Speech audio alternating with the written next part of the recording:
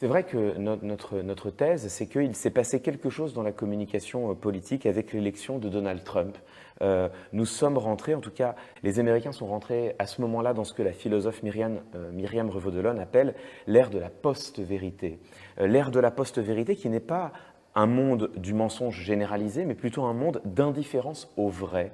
Au fond, que les politiques disent le vrai ne compte pas. Ce qu'il compte, c'est qu'ils disent des choses qui plaisent aux citoyennes et aux citoyens.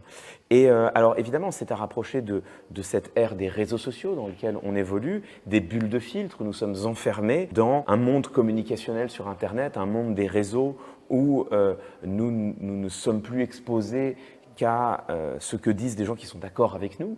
Et donc un monde paradoxal où tout ce qui est dit est immédiatement contredit et où en même temps, celles et ceux qui sont exposés à ce qui est dit ne sont pas exposés à la contradiction. Donc c'est ce monde très paradoxal qui autorise le fait de faire circuler non pas des contre-vérités, c'est-à-dire non pas des mensonges, mais des anti-vérités, c'est-à-dire des phrases qui contredisent brutalement le réel, mais dont on admet finalement que c'est pas si grave au fond.